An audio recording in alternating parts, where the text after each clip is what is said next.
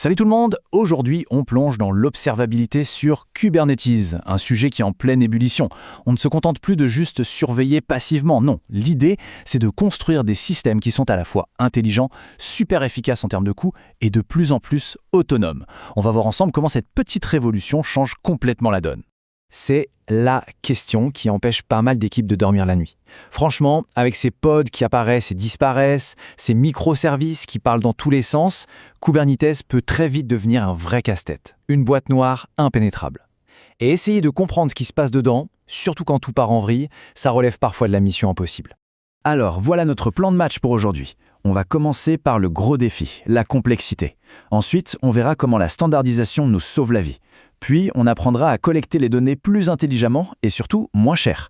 Après ça, on laissera l'IA faire son travail d'analyse. Et enfin, on verra comment tout ça nous mène à une résilience autonome. Accrochez-vous, c'est parti.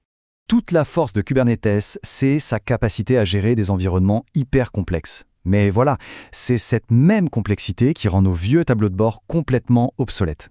Regardez juste un graphique de CPU pour comprendre ce qui se passe dans un cluster, c'est un peu comme essayer de piloter un avion de chasse avec le volant d'une Twingo. Ça ne marche pas.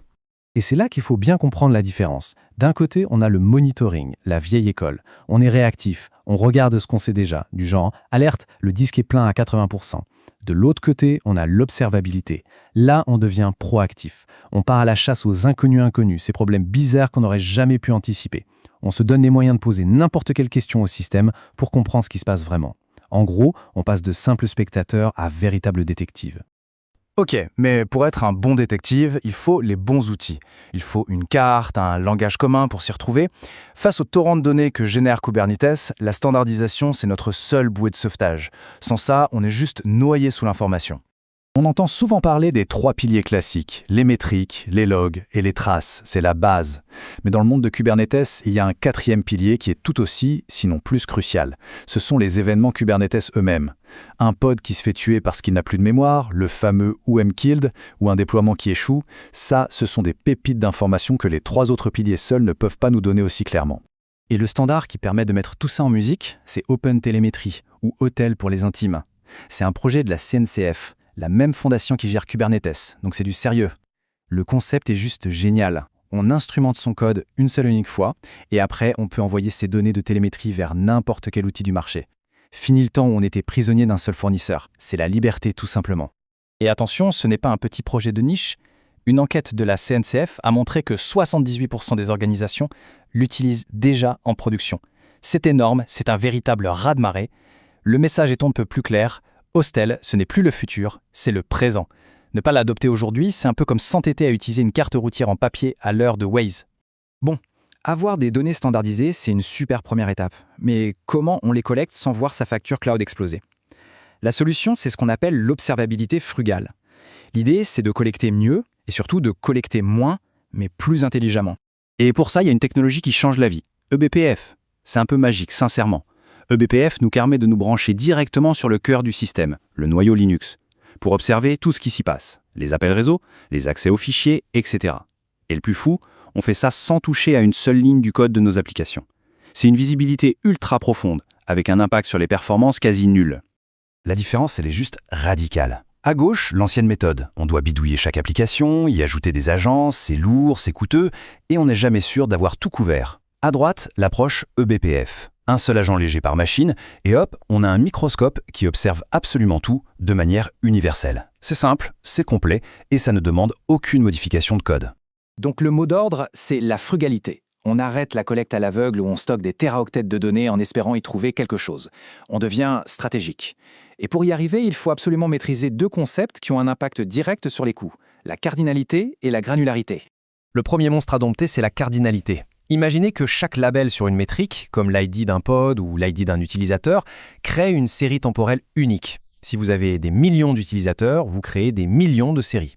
Résultat, votre facture de stockage s'envole et vos dashboards mettent 3 plombes à charger.